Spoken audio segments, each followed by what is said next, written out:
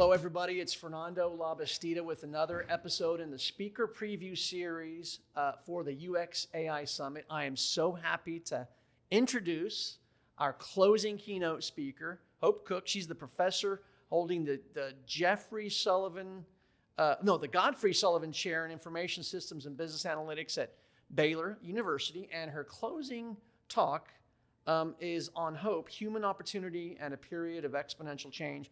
Welcome to the interview today, Hope. I was wondering if you could tell me a little bit about your background that led you up to the topic that you're talking today. I know that you're a professor, you've been a longtime professor at Baylor University. So tell us a little bit about what you've been working on, your background, and kind of what you're working on right now. Okay, sure. So I've taught classes at Baylor for 25 years on emerging technologies and the future of business.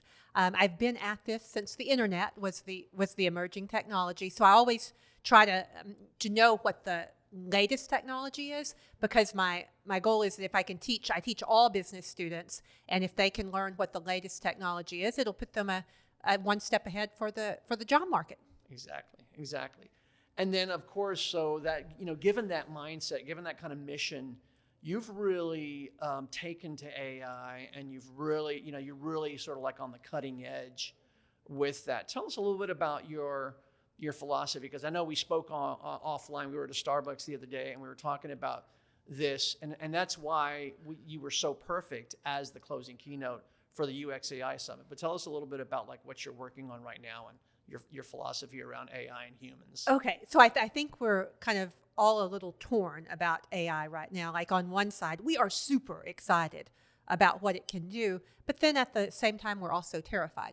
And then last year, the talk, I gave a big talk in Bell County, and it was called "The AI Scares Me, but It's Really Helpful." And so this is actually just kind of an evolution of the talk. And so I want people to be hopeful about what AI can do, but while also there's a lot of opportunity, but there's also a lot of friction around AI, like particularly really around the data centers and around like how much like environmental resources the AI uses. And we're also, I've just actually seen the worst job market for college graduates in my 25 years. And so there's real concern about the job market. So my message is one of, we've got to be very hopeful, and and that this friction is going to take us to another level. Got it. So, getting into the topic of your talk, hope. Yeah. Give us a little bit of a teaser or preview of what you're going to speak at the UX AI Summit. Okay. So basically, I'm going to start with some of the tension that we had in the 60s, and I'm going to make parallels between the 60s and right now. But the point, if you think about the 60s, we had, the Vietnam War, civil rights, rights for women, rights for Mexican-American farm workers, and that was like super chaotic. But it actually, when we came out of it, we were able to put a man on the moon.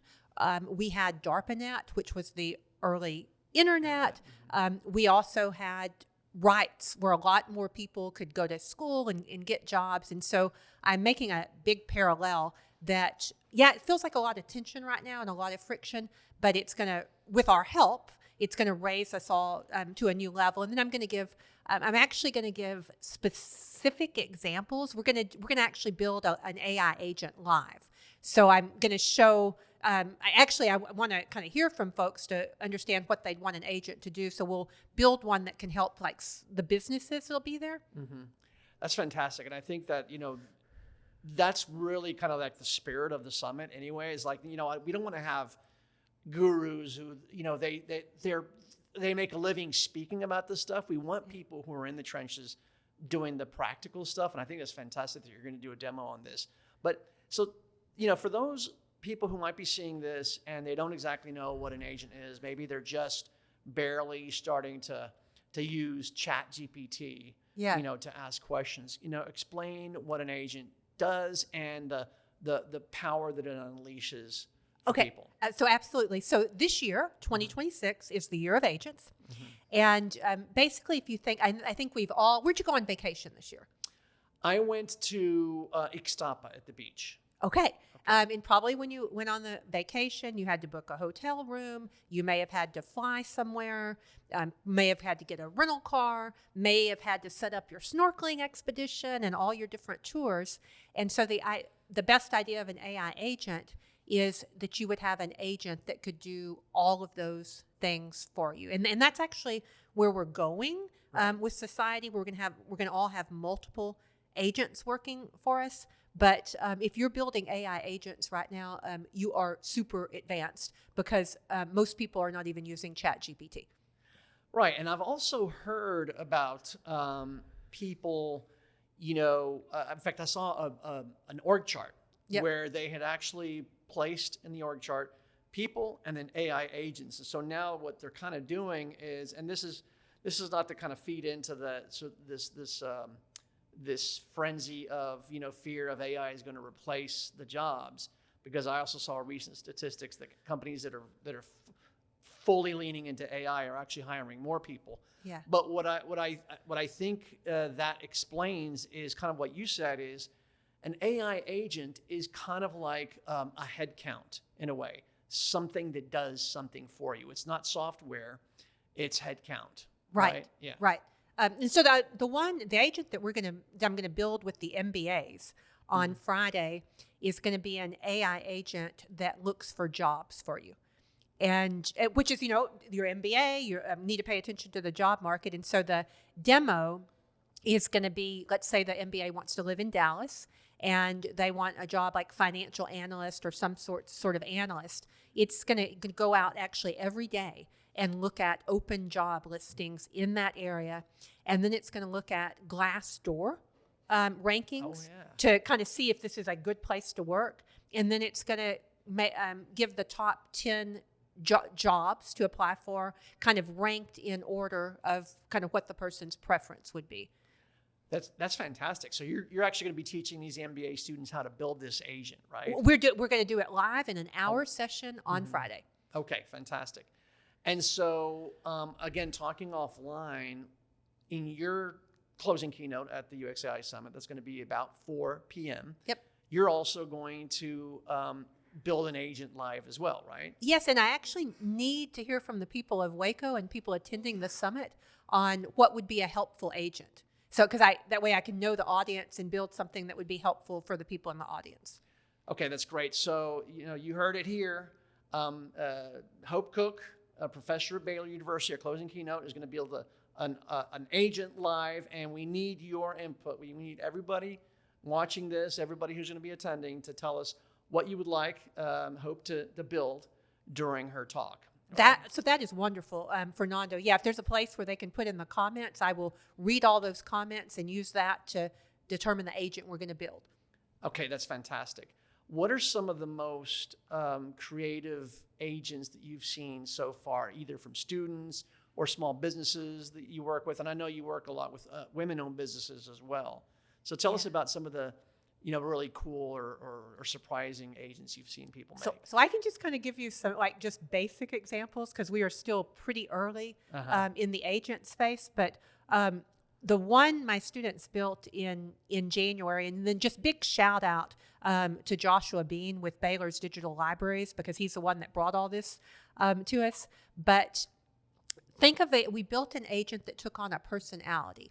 So think of maybe you and your wife invest in rental properties, and maybe your wife is very snarky about the kind of rental property that she wants to buy, and nothing is ever good enough for her in terms of what she's going to invest in. So we were actually able to build an agent that would go out every day, look at HUD properties, and then see what was available. And then the agent actually had the personality of the snarky investor that nothing was good enough, and would give us an Excel sheet of what we should invest in and what we should not.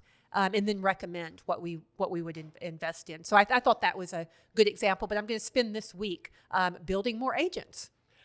It almost sounds like as though you were kind of building in sort of like playing the devil's advocate kind of personality with the agent, with the snarkiness, et cetera. I have a friend, he's actually originally from the UK, from London, and he's built into his ChatGPT. This is not an agent, but it's like you can go into the settings at ChatGPT and set up a personality that's like you, that mirrors you. Yeah. And he has set it up to have this very snarky, kind of sarcastic British sense of humor. And the results he gets are hilarious. But anyway, that's a little bit of a side note. So fantastic, Hope. So thank you so much for joining us. I wanted to know, if people wanted to know more about you and your work, et cetera, where can they find you online? Okay, so a couple different places. So obviously the Baylor website, and also LinkedIn or Facebook. And in fact, I'm going to be hosting a conference in Lisbon, Portugal, on delegating work to agents, and kind of so bringing together researchers from all over the field, and I'll be posting about that in the next couple of weeks. So actually, my talk for you guys has a lot of good research from the field of information systems. And what I'm finding in the research is that a person plus AI can do so much better than AI by itself, or so much better than two people by themselves. And so I actually love that my talk is, that I'm a researcher, and that my talk is grounded in some research that's just coming out this year. And actually, that's very serendipitous, or there's a lot of synchronicity there with the fact that we're called the UXAI Summit. U times AI equals unstoppable, and you're bringing data that proves that. Thank you so much, Hope. And again, look forward to seeing you on the 12th of September here at the Waco Performing Arts Community Center on Austin Avenue. And you can go to youxai.live to register for the summit. Thank you so much. Can I just add in one Yes. little thing? Go ahead. So I think everybody needs to upskill with AI. And this conference, so reasonable. Right now, the early bird prices are $59. What is the maximum it's going to cost? It's going to get to $99. Okay, so that is so reasonable. And I would say any business should send their employees to this. I regularly go to the South by Southwest Tech Conference, and something like that, I think it costs me $2,500. $2,500. To go, plus very expensive hotel rooms. And so this is a really good deal, really, I'd say, for any business, any nonprofit. So I'd recommend that businesses send all their employees here. Thank you so much. And I agree. I agree. Thanks, Hope. I appreciate it.